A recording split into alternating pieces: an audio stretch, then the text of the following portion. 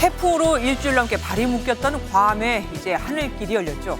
정부 신속 대응팀이 도착했고 인천, 부산 등에서 우리 국적기 11편이 떴지만 하루 만에 갇혀있던 한국인 관광객 3,400명을 다 옮겨올 수는 없습니다. 사흘 정도 걸릴 것으로 보입니다. 첫 소식 이규욱 기자가 준비했습니다. 태풍 마와르로 인해 괌 현지에 발이 묶였던 한국인 관광객들이 속속 귀국길에 오르고 있습니다. 오늘 오전 현지에 급파된 신속 대응반은 비교적 평온한 분위기에서 출국이 이뤄지고 있다고 전했습니다. 큰 문제는 없어 보입니다. 공항에 이제 전기가 안 나오다 보니까 한 20% 미만으로 복구가 된 상황인 것 같아요. 그러다 보니까 에어컨이 안 나와서 후덥지만한.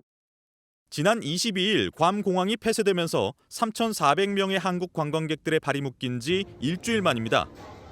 첫 번째로 괌에 도착한 진에어 LJ942편이 현지 시각 5시에 우리 국민 188명을 태우고 괌 공항을 떠났는데 우리 시간으로 8시 40분쯤이면 인천공항에 도착할 예정입니다. 이외에도 승객 338명을 태울 수 있는 대한항공 B777 여객기를 비롯 티웨이, 제주항공 정기 노선 등 11편의 항공기가 괌으로 날아와 승객을 태운 뒤 오늘 밤부터 내일까지 인천공항에 속속 도착합니다. 평소보다 좌석이 많은 항공기의 보항편을 투입해 체류 승객의 안전한 귀국을 도울 계획입니다. 오늘과 내일 귀국하는 한국인 관광객은 대략 2,500명 정도입니다. 나머지 900여 명의 관광객들도 무사 귀국하려면 앞으로 사흘 정도는 더 소요될 걸로 보입니다. 외교부는 괌 현지에 임시대피소 3곳과 진료소를 운영하는 등 남은 1명의 국민까지 고국으로 돌아올 수 있도록 노력하겠다고 밝혔습니다. MBN 뉴스 이규옥입니다.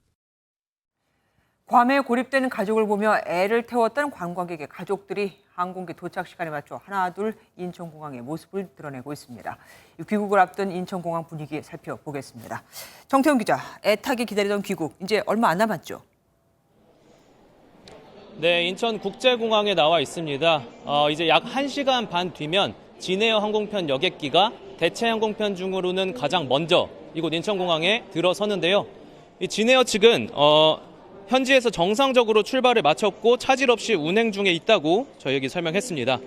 약 일주일 만에 귀국인 만큼 애를 태웠던 가족들이 이곳으로 마중을 올 것으로 보입니다. 특히 현지에서 물이 호텔 안까지 범람하고 또 방이 없어서 로비에서 뜬 눈으로 밤을 지샜다는 소식에 가족들의 마음은 시커멓게 타들어가는데요. 혹시나 지병이 악화된 건 아닌지 또 몸이 불편한 곳은 없는지 노심초사하며 안전한 귀국을 기다리고 있습니다. 그러게요. 놀러 간 게 아니라 고생을 하러 간 셈이 됐습니다. 오늘 비행기를 타지 못한 분들은 불편이 크겠습니다. 네, 그렇습니다. 앞선 리포트에서도 보셨듯 이 3,400명의 승객이 모두 귀국을 하려면 3일 정도가 소요되는 상황입니다. 그렇다 보니 지금도 SNS 오픈 채팅방을 통해서 발이 묶여있는 관광객들의 불만이 실시간으로 쏟아지고 있는데요. 저희가 오늘 오후부터 직접 쭉 지켜봤습니다. 이 병원에 누워있는 부모님부터 가자마자 찾아뵈야 한다. 현지에서 어머니가 몸이 안 좋아서 국물 있는 음식을 찾고 있다는 등 가족을 걱정하는 글들도 있었고요. 화장실 문제 등 열악한 현지 시설로 계속 고통받는 사람들도 많았습니다.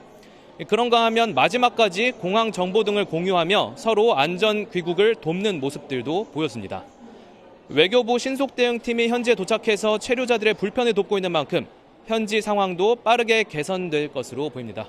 지금까지 인천국제공항에서 MBN 뉴스 정태웅입니다.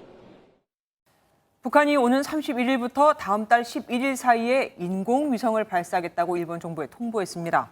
사실상 장거리 탄도미사일을 발사하려는 것으로 보이는데 만일의 사태에 대비해 일본은 북한 미사일을 요격할 수 있도록 파괴 명령도 내렸습니다. 이현지 기자가 보도합니다. 일본 해상보안청은 북한이 인공위성 발사에 따라 해상의 위험구역을 설정하겠다는 통보를 해왔다고 밝혔습니다. 발사 예정 시각은 모레 0시부터 다음 달 11일 사이입니다. 북한은 이런 방침을 국제해사기구에도 알렸다고 일본 공영방송 NHK는 전했습니다. 인공위성 발사에 따른 잔해물 낙하가 예상되는 곳은 서해 2곳과 필리핀 동쪽 해상 1곳입니다. 일본의 배타적 경제수역 바깥쪽이지만 일본 해상보안청은 항행경보를 내리고 선박에 주의를 당부했습니다. 또 만일의 사태에 대비해 오키나와현의 북한 미사일을 요격할 수 있는 패트리엇 3를 배치하고 파괴 명령을 내렸습니다. 我が国領域内への落下に備えて、本日、防衛大臣から破壊措置命令、これを発出いたしました。 주요 외신들도 북한의 인공위성 발사 소식을 신속히 보도하며 촉각을 곤두세우고 있습니다. AP와 로이터 등 주요 통신사들은 북한의 인공위성 발사를 긴급 뉴스로 전했고 AFP 통신은 한국과 일본이 북한의 군사적 위협에 공동 대응하기 위해 장시간 소원해졌던 관계를 회복하려는 노력을 기울였다는 데 주목했습니다. MBN 뉴스 이현재입니다. 북한의 위성 발사 소식이 전해지자 정부는 긴급 NSC 상임회의를 열고 이는 국제법 위반이며 발사를 강행한다면 응분한 대가와 고통을 감수해야 할 것이라고 경고했습니다. 아울러 발사체가 낙하할 것으로 예상되는 해역에는 항행 경보도 내렸습니다. 원중희 기자입니다. 대통령실은 조태영 국가안보실장 주재 긴급 국가안전보장회의 상임위원회를 개최하고 이번 북한의 위성 발사 계획을 유엔이 금지한 장거리 탄도미사일 발사로 규정했습니다. 안보실은 관련 내용을 윤석열 대통령에게 보고했고 NSC 차원에서 합동참모본부의 상황 보고를 받은 뒤 대응 방안을 논의했습니다. 이어 발표된 외교부 대변인 명의 성명에서 정부는 즉각 발사 계획을 철회하라고 촉구하고 발사를 강행한다면 응분의 대가와 고통을 감수해야 할 것이라고 강력 경고했습니다. 아울러 한미일 정보당국은 사전 정보 공유 등 대북 공조 시스템에 착수한 것으로 알려졌습니다. 한미일 북핵 수석 대표들도 유선 협의를 통해 대북 제재를 포함해 국제사회의 단호하고 단합된 대응을 논의하는 등 긴박하게 움직였습니다. 발사체 낙하가 예상되는 주변 해역에는 만약의 사태를 대비한 항행 경보가 발령됐습니다. 항행 경보는 북한의 인공위성과 관련된 물체가 바다에 떨어질 경우 주변을 지나던 선박이 입을 수 있는 피해를 예방하기 위한 조치입니다. 해수부는 또 수협과 관련 업체, 단체 등에 항행 안전을 당부하는 문자도 발송했습니다. MBN 뉴스 원중입니다. 북한은 이번 발사 계획을 일본에는 알리고 우리 한국엔 알리지 않았습니다. 심지어 일본이 그렇게 요구해온 납북자 관련 얘기도 흘렸죠. 한국을 패싱하고 일본과는 관계를 정상화하려는 걸까요? 정주영 기자가 짚어드리겠습니다. 2016년 북한의 광명성 4호 발사 영상입니다. 국제해사기구 IMO 회원국인 북한은 당시 IMO의 발사 계획을 미리 통지한 뒤 탄도미사일을 쏘아 올렸습니다. 위성 발사라는 주장에 힘을 실으려고 국제 규범에 따르는 모습을 보여준 겁니다. 지구 관측 위성 광명성 4호를 궤도에 진입시키는데 완전 성공하였다. 북한이 일본의 위성 발사 계획을 통보한 것, 일본이 IMO 결의에 따라 한국과 북한이 속한 지역의 항행구역 조정국이기 때문입니다. 하지만 최근 북한과 일본 사이에 일본인 납치자 논의가 급물살을 타고 있는 것도 무관치 않다는 분석입니다. 박상길 북한 외무성 부상은 담화를 통해 일본이 변한다면 못 만날 이유가 없다고 밝혔고 기시다 일본 총리는 구체적 진전을 원한다고 강조했습니다. 북한이 탄도미사일 발사 도발을 저지르면서도 일본에 대해서는 화해 제스처를 쓰는 이중 전략을 쓰고 있다는 분석이 나오고 있습니다. MBN 뉴스 정주영입니다.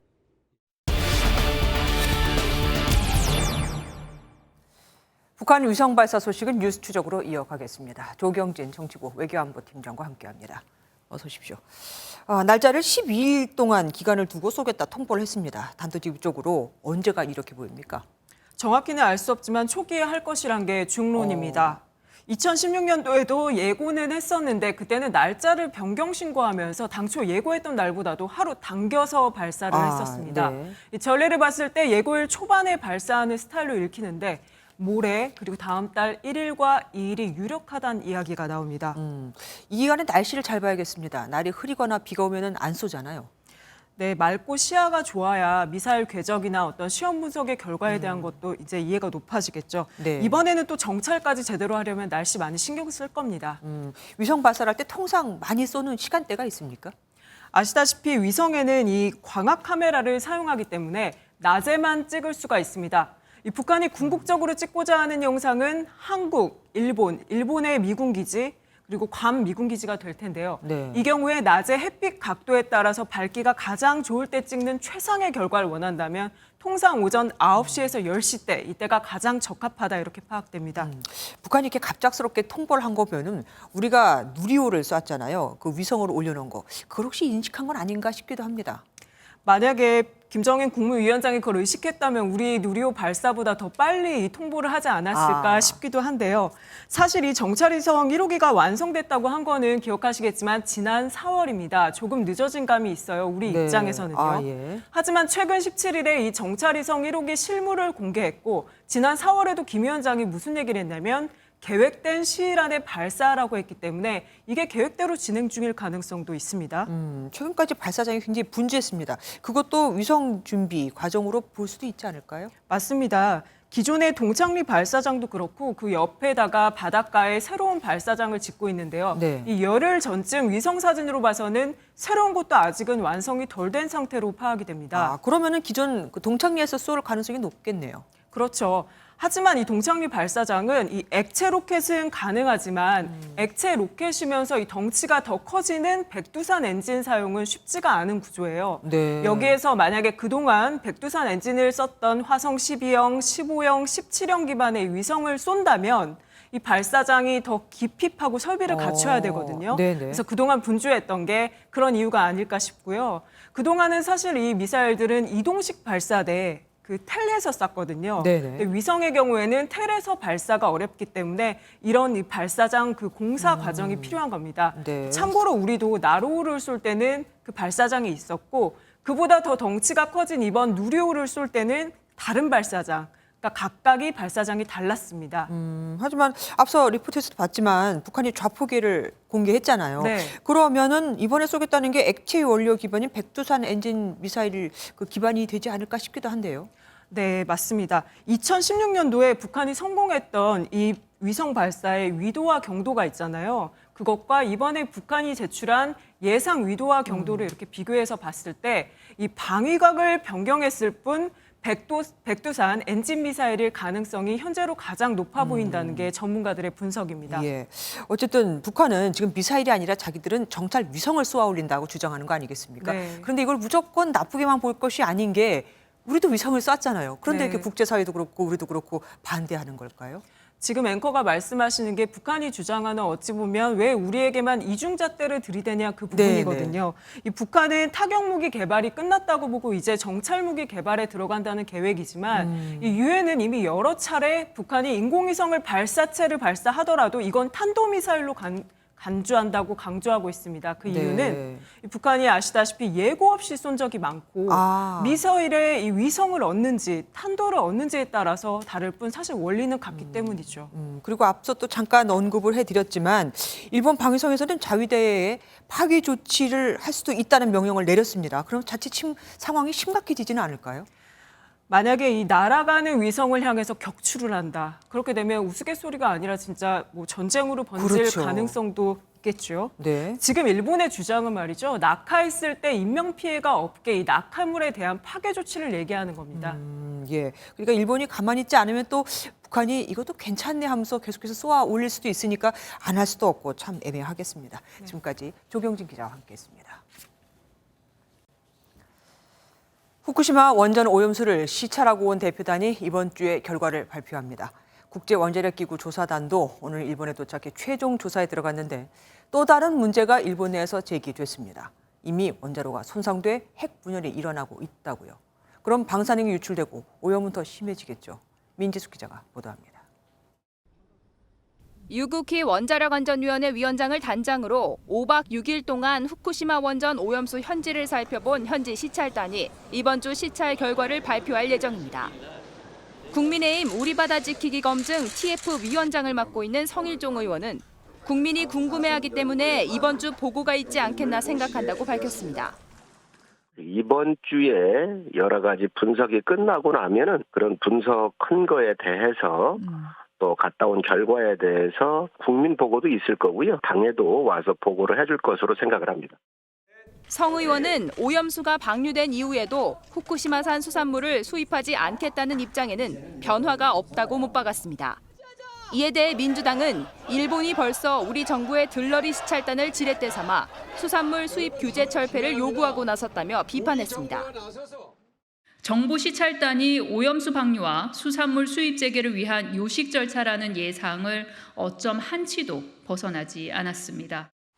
이런 가운데 국제원자력기구 IAEA 조사단이 일본을 방문해 최종 조사를 시작했습니다. IAEA 조사단은 다음 달 2일까지 5일 동안 원전 관계자들을 만나고 문제가 된 제1원전도 방문할 예정입니다. 일본 내에서는 제1원전 1호기의 원자로 내부가 심각하게 손상됐고 지진 시 방사성 물질이 흩어져 핵 분열이 일어날 수 있다는 우려도 나오고 있습니다. 하지만 도쿄전력은 핵 연료 잔해가 냉각된 상태여서 핵 분열 가능성이 매우 작다고 부인한 것으로 알려졌습니다. MBN 뉴스 민지숙입니다.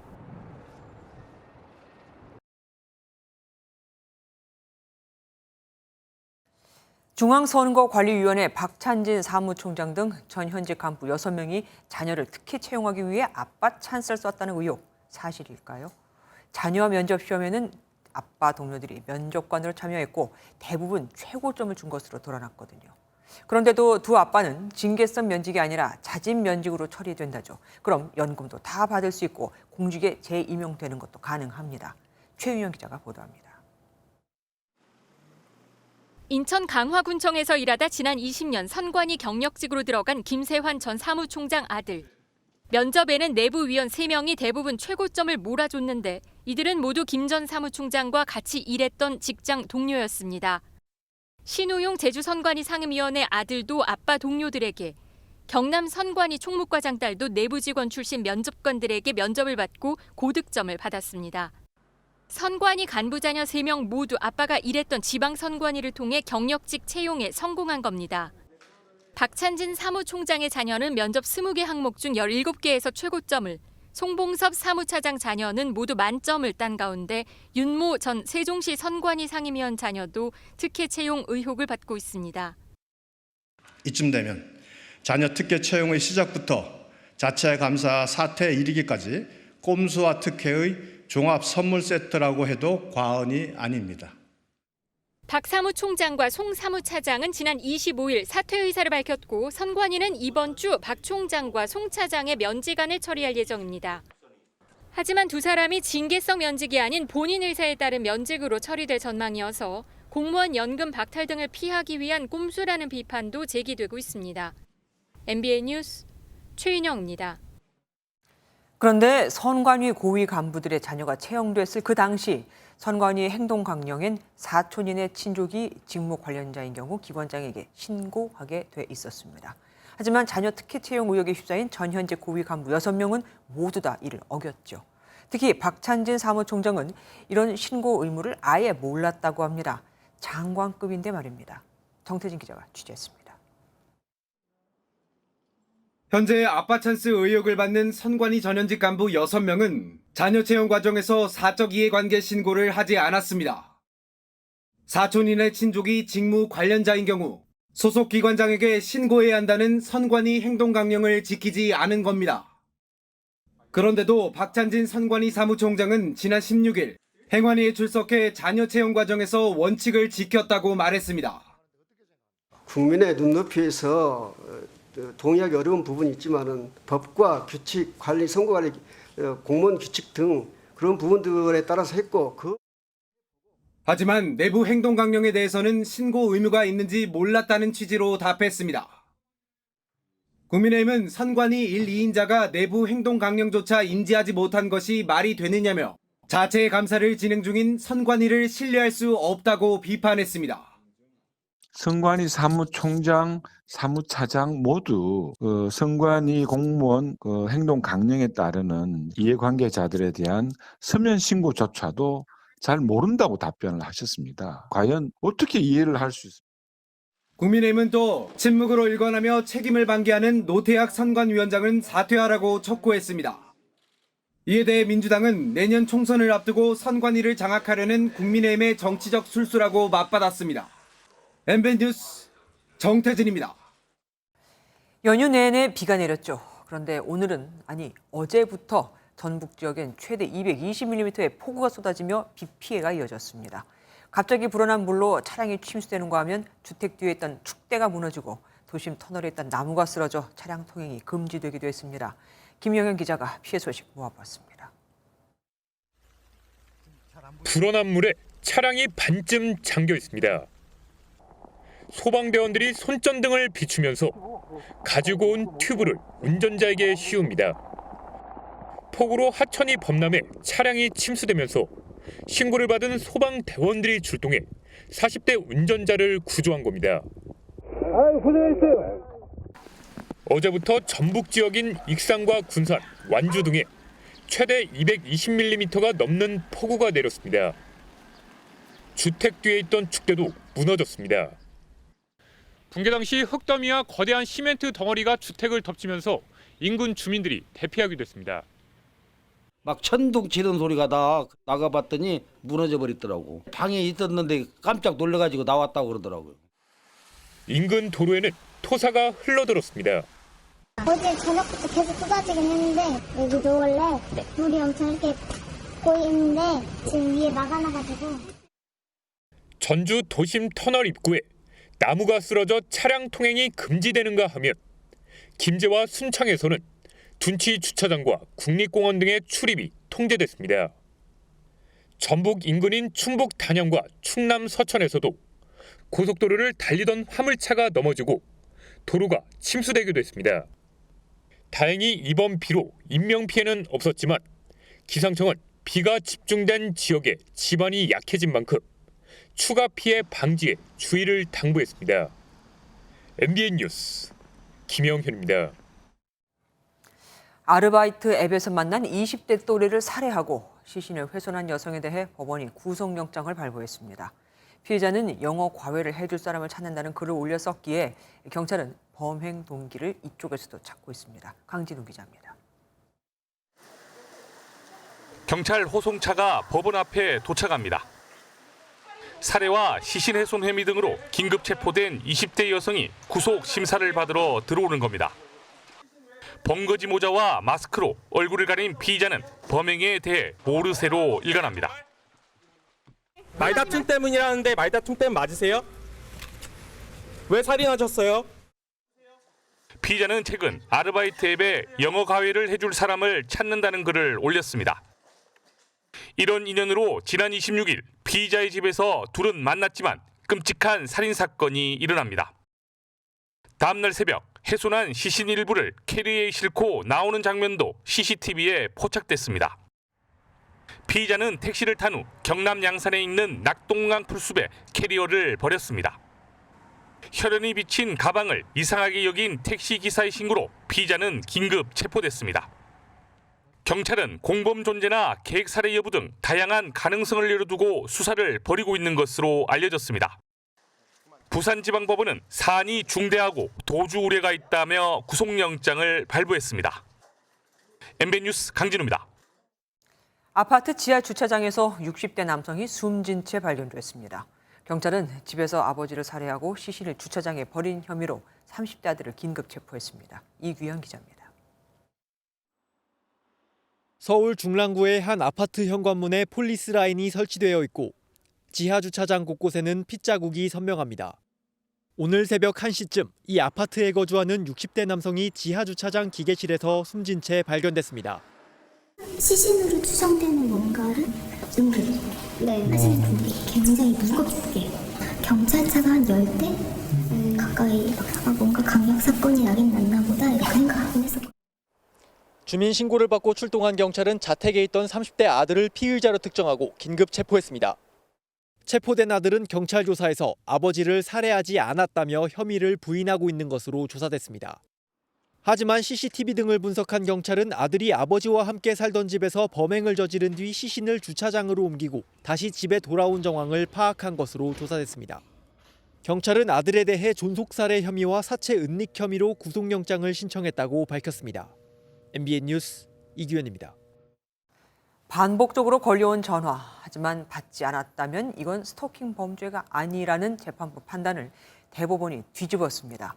피해자에게 전화가 닿질 않았으니 스토킹이 아니다라는 2심 판결과 달리 대법원은 부재중 전화가 걸려와 있음을 본 것 자체로 이미 공포를 느낀 만큼 전화 연락이 닿은 것이라고 인정을 한 겁니다. 오지 기자가 보도합니다.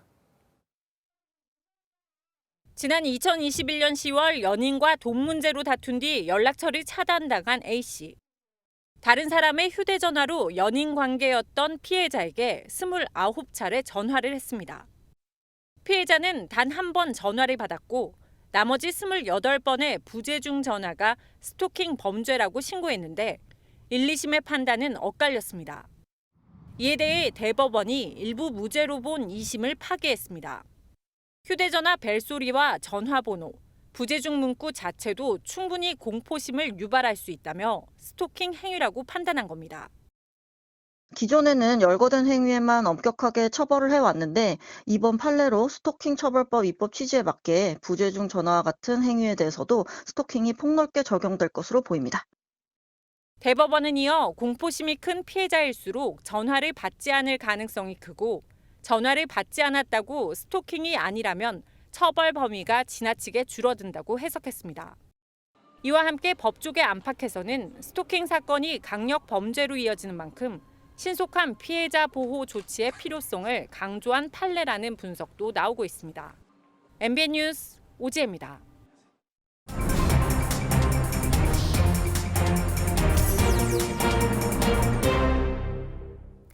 정치톡톡 시간입니다. 이병주 기자와 함께합니다. 어서 오십시오. 윤석열 대통령의 지지율이 40%대를 기록했다고요? 예, 맞습니다. 리얼미터 여론조사 결과입니다. 윤석열 대통령 국정 수행에 대한 긍정평가 전주보다 1%포인트 올라 40%를 기록했습니다. 이 조사에서 40%대 지지율 기록한 건 12주 만이고요. 네. 5주 연속 지지율이 오른 건 윤 정부 출범 이후 처음입니다.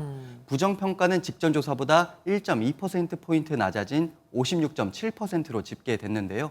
리얼미터 측은 윤 대통령의 외교 안보 관련 행보에 대한 공감대가 확산한 걸로 분석을 했습니다. 그럼 정당별 지지율은 어땠습니까? 네, 대통령 지지율이 올랐지만 여당인 국민의힘 지지율은 소폭 떨어졌습니다. 네. 국민의힘은 전주보다 0.4%포인트 내린 38.1%를 기록했고요. 더불어민주당은 2%포인트 넘게 올라 44.5%를 기록했습니다.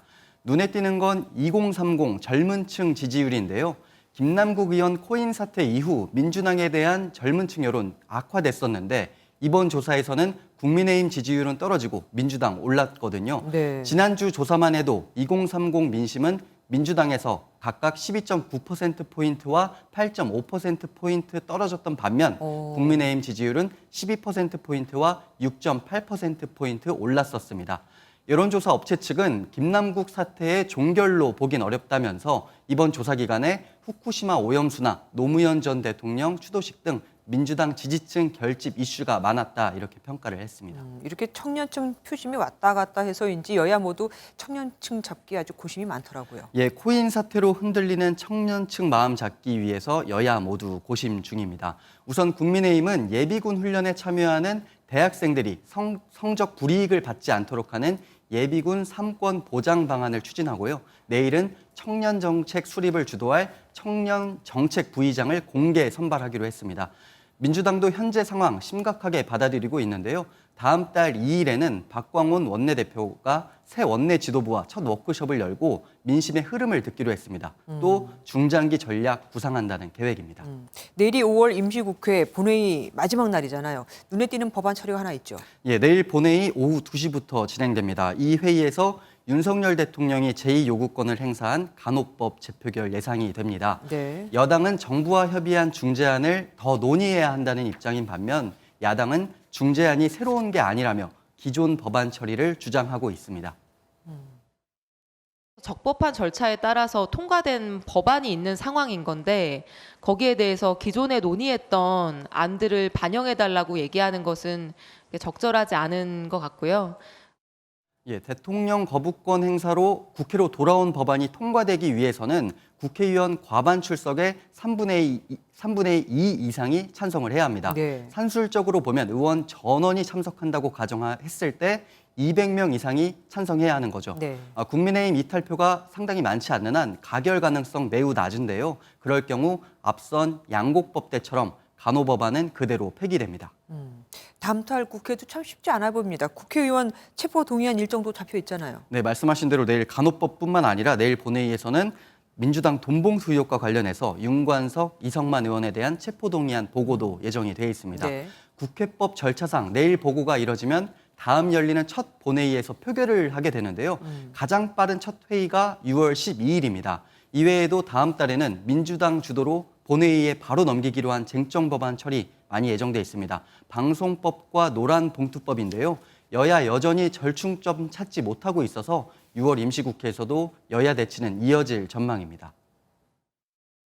민주당의 아니면 말고식의 입법 독주는 당장 중단되어야 합니다. 국민들이 지켜볼 것입니다. 마지막 얘기 들어보겠습니다. 송영길 전 대표가 나왔는데 태영호 의원을 갑자기 언급했다고요? 예, 앞서 잠깐 언급해드렸던 민주당 돈봉투 의혹과 관련해서입니다. 송영길 전 대표, 지금 돈봉투 의혹이 불거진 지난 2021년 전당대회에서 당대표로 선출이 됐는데요. 이로써 검찰이 돈봉투 사건의 최대 수혜자로 자신을 지목하고 있다면서 태영호 의원 녹취록을 소환해 SNS에 오늘 글을 올렸습니다.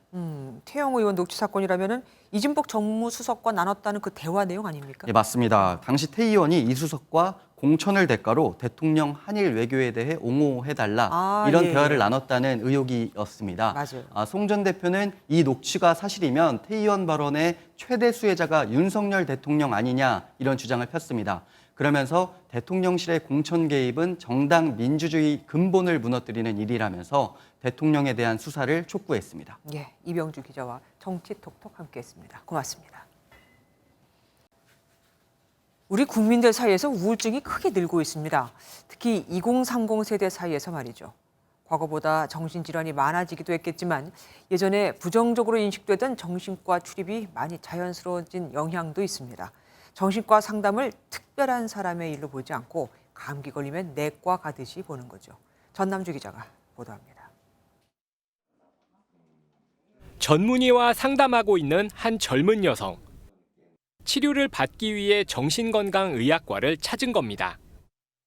우울증으로 병원을 찾은 사람은 지난 2017년 68만여 명에서 지난 2021년 91만여 명으로 5년 동안 34% 늘었습니다. 증가폭은 젊은 층에서 두드러졌는데 20대는 2.3배 늘었습니다. 같은 기간 30대는 65% 증가했습니다. 그 우울증 환자 자체도 많이 들었고 젊은 층, 특히 20대가 차지하는 비율이 1위를 차지한 걸로 나왔습니다. 스트레스 요인이 겹쳐졌을 때 우울증 증상이 생길 수 있다 이렇게 보고 있는데요. 증상이 심해져도 전문가 상담을 꺼리던 과거와 달리 요즘은 초기에 내원하는 경우가 늘었는데 정신건강의학과를 바라보는 젊은 층의 인식 변화도 한몫했습니다. 제 친한 친구 중에도 이제 실제로 병원 방문해서 치료 잘 받고 있는 친구도 있고 해서요. 가서 이렇게 대화를 하고 전문가의 상담을 받고 하는 부분이 사실 도움이 많이 된다고 생각을 해서 나쁘게만 바라보지 않고 좀 스트레스와 우울증, 공황장애 등 국민의 정신건강 지표는 계속 악화할 것으로 전망되지만 낙인 효과가 두려워 정신건강의학과 방문 자체를 꺼리던 현상은 달라지고 있습니다. MBN 뉴스 전남주입니다. 지난 팬데믹 시기 배달 많이 이용하셨죠? 배달 주문이 확 줄어든 지금 라이더들은 중간에 남는 시간을 어디서 보낼까요? 이동 노동자들의 쉼터가 있긴 한데 문제점은 여전합니다. 김세희 기자가 다녀왔습니다. 날씨가 부쩍 더워진 요즘 열기가 올라오는 도로 위를 배달 노동자가 달립니다. 음식물을 전하려 계단을 오르락 내리락 하면 금세 온몸이 땀에 젖습니다. 배달을 한 뒤 이동 노동자 쉼터를 찾아보지만 가까운 곳에 있지 않을 때가 많습니다. 지자체에서 마련한 이동 노동자 쉼터는 전국에 약 40여 개가 되는데요. 서울과 경기도에 몰려 있어 다른 곳은 턱없이 부족합니다. 그나마 있는 쉼터들은 건물 2층이라 배달 노동자들은 가기 어렵습니다. 저희가 이제 이동 수단을 가지고 다니잖아요. 주차 문제가 있겠죠. 사실 뭐 배달 24시간이잖아요. 너무 일찍 맞춰버리거든요. 실제 서울의 쉼터는 7개 정도로 대부분 다른 직군이 주로 이용하고 있었습니다. 마땅한 쉼터가 없으면 쉴 곳은 운전하던 오토바이 위나 야외 공원뿐. 비둘기라고도 많이 부르거든요. 공원이나 뭐 상가 앞이나 이런 데 배달이 좀 없는 시간에 그런 데 앞에서 대기하면서 이제 계속 코를 보면서 코를 이제 쪼우고 있다고. 특히 코로나가 끝나면서 배달 주문량이 줄어 거리에서 기다리는 시간도 길어졌습니다. 1시간 동안 바깥에서 서 있다든지 코를 끊긴 현상이 자꾸 생기고 바깥에서 이제 진짜 쉬는 시간이 많아졌어요. 쉼터 부족 문제를 해결하려고 서울시가 작년 겨울 캠핑카를 개조한 찾아가는 이동 노동자 쉼터를 시범 운영했지만 예산 부족으로 중단된 상황. 올해 서울 노동권익센터 예산은 작년보다 10억 원 넘게 줄었습니다. 시는 이동 노동자들이 자주 활동하는 지역에 찾아가는 쉼터를 한시적으로라도 다시 늘리려고 준비하고 있다고 밝혔습니다. 경기도는 작년 12개의 쉼터를 13만여 명이 이용했는데 그중에서 고양시 장항동의 컨테이너 간이 쉼터 이용자가 가장 많았습니다. 간이 쉼터는 건물에 있는 거점 쉼터보다 접근성이 좋고 비용도 덜 들어 쉽게 설치할 수 있습니다. 경기도는 최근 파주에 간이 쉼터를 신설한 데 이어 계속 확대해 나갈 계획입니다. 필요한 휴식을 잘 갖춰야지 안정적으로 일을 하고 휴게권이 제대로 보장이 되려 한다면 휴게 공간이라는 것이 확보될 필요가 있는 것이죠. 더위를 뚫고 달리는 이동 노동자들은 배달 후에도 쉴 공간을 찾아 또 달려야 하는 현실이 개선되기를 바라며 오늘도 뜁니다. MBN 뉴스 김세희입니다. 공원에서 골프를 친다고 해서 이름 붙여진 파크 골프 들어보셨을 겁니다. 골프보다 훨씬 쉽고 걷기 운동도 돼서 어르신들이 많이들 찾는데 그래서일까요? 요즘은 강변마다 파크 골프장이 우후죽순으로 들어서고 있습니다. 특히 낙동강 주변은 절반 이상이 불법으로 조성돼 원상복구 내려진 곳들도 있습니다. 박상호 기자가 취재했습니다.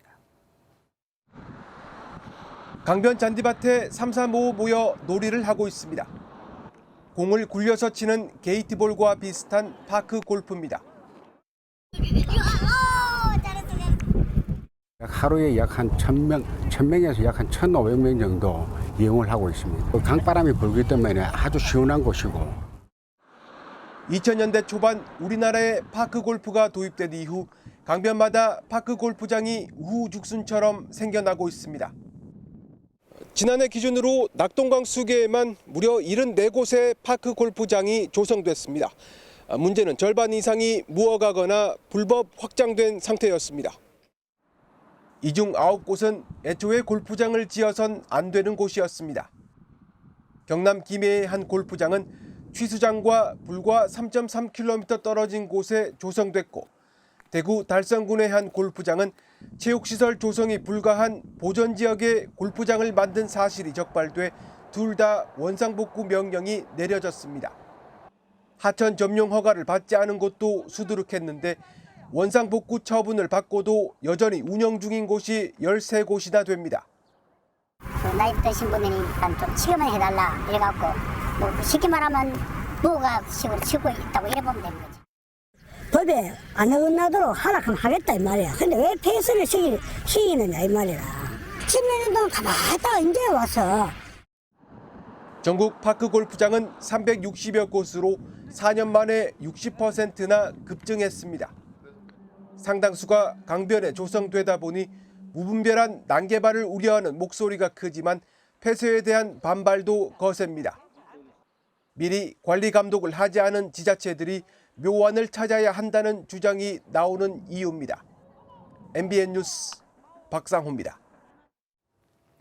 MBN은 다음 달 코로나19 종식을 앞두고 코로나가 바꿔놓은 우리 사회의 다양한 생활상을 짚어보고 있습니다. 연속보도 오늘 4번째 순서인데요. 환승이직이라는 말 들어보셨습니까? 평생 직장 개념이 사라지고 언제든 손쉽게 이직하는 최근 트렌드를 반영하는 말인데 이들은 왜 이직을 하는 걸까요? 연봉도 중요하지만 워라밸과 출퇴근 거리, 재택근무 등 근무 환경이 중요해졌기 때문입니다. 취업 준비생들 역시 재택근무나 휴가, 또 자율 출퇴근제 등에 대한 관심이 많이 컸죠. 네카라쿠 배당토, 대기업 못지않게 최근에는 근무 환경이 좋은 ICT 기업 선호도가 높은 것도 다 이 때문인데 그런데 요즘 재택근무나 유연근무를 없애고 사무실로 나오라는 기업이 늘고 있죠. 원래 없었으면 모를까, 있다가 없애는 건 참 쉽지 않습니다. 김종민 기자가 취재했습니다. 7년차 직장인 김수인 씨는 간단한 집안 정리 후 출근 과정 없이 바로 업무에 들어갑니다. 왕복 2시간 거리 회사에 출근하는 대신 한 달에 3주가량은 재택근무를 할 수 있기 때문입니다. 코로나 사태로 도입된 재택근무가 정착된 덕분입니다. 전에는 저녁을 많이 사 먹었는데 지금은 이제 요리를 할 수 있는 시간이 생겨서 가족들과 더 많이 행복하게 저녁 시간을 함께 할 수 있어서 회사 사무실도 바뀌었습니다. 원래는 이처럼 사무용이던 공간이 직원들이 재택근무를 하면서 가전제품이 전시된 공간으로 바뀌었습니다. 직원들이 직접 제품을 써보고 고객 응대가 가능하기 때문에 업무 효율성은 더 높아졌습니다. 서울에 있는 또 다른 회사입니다. 평일 오전이지만 90% 이상이 빈 책상입니다. 주 1회 재택근무에 둘째, 넷째 주 금요일은 재충전 휴가일로 지정돼 직원 대부분이 쉬는 날입니다.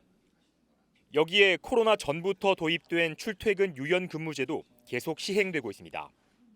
회사는 사원들에게 좀 더 유연한 근무 환경을 통해서 몰입할 수 있는 기회를 주는 거고요. 사원들은 책임감을 가지고 성과를 보여주셨기 때문에 한 설문조사 응답자 70%가 재택근무를 축소하거나 폐지하면 이직을 고려하겠다고 답했고 절반 이상은 재택근무 여부가 입사를 결정할 때 영향을 미친다고 말했습니다. 거리두기 종료 후 사무실로 출근하도록 바꾸자 노사 갈등이 발생하는 것도 이런 분위기 때문입니다. 재택에서 이제 사무실 출근으로 바뀌면서 직원들이 일부 이제 반발하는 회사에서 직원들의 이제 의견을 수렴하는 절차가 필요하다고 생각해요. 업무 효율성을 걱정하는 회사와 워라밸을 중시하는 직원. 팬데믹으로 빠르게 바뀐 근무 방식이 다시 예전으로 돌아가기는 어려워 보입니다. MBN 뉴스 김종민입니다. 올해 세계에서 가장 중요한 선거로 꼽히며 결선 투표까지 갔던 튀르키예 대선은 에르도안 현 대통령의 승리로 끝났습니다. 에르도안 대통령은 튀르키예가 나토 회원국임에도 친러시아 노선을 택했죠. 러시아와 미국이 내놓은 반응에서 이들 국가들의 입장이 그대로 읽혀집니다. 각국의 속내가 복잡해졌습니다. 고장수 기자입니다. 튀르키예 국민의 선택은 에르도안 현 대통령이었습니다. Sayın Recep Tayyip Erdoğan'ın %52.14, Sayın Kemal Kılıçdaroğlu'nun 47.86 oy aldığı görülmüştür. 에르도안 대통령은 이번 재선으로 2003년 첫 집권 이후 최장 30년에 달하는 사실상 종신 집권의 길을 열었습니다. 이미 2017년 개헌으로 의회 해산권과 국가 비상사태 선포권까지 쥔 상태입니다. Tüm tartışmaları ve çekişmeleri bir kenara bırakarak milli hedeflerimiz, milli hayallerimiz etrafında birleşme. 에르도안 정권은 밖으로는 우크라이나 전쟁 장기화 국면에서 반미, 친러 노선을 유지할 가능성이 큽니다. 서방과 러시아의 주요 정상들은 이를 고려한 듯 재선을 축하하면서도 온도차를 보였습니다.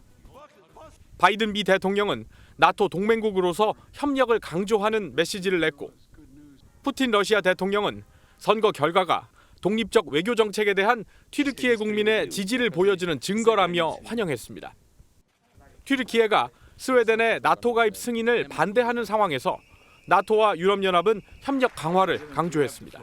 MBN 뉴스 고정수입니다. 일본 해상자위대 호위함 하마기리함이 우길기의 일종인 자위함기를 개항한 채 오늘 오전 부산 해군작전기지에 입항했습니다. 하마기리함은 오는 31일 진행되는 다국적 해양 차단 훈련에 참가하기 위해 한국을 찾은 건데 우리 국방부는 자위함기를 단체로 방한하는 게 국제적 관례라는 입장을 밝힌 바 있습니다. 비구름대가 남하하면서 남부지방에 비를 뿌리고 있습니다.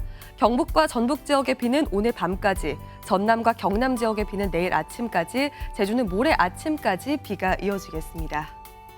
앞으로 남해안과 제주에는 30에서 80mm, 그 밖에 전남과 경남 지역으로는 20에서 60mm가 더 내리겠습니다.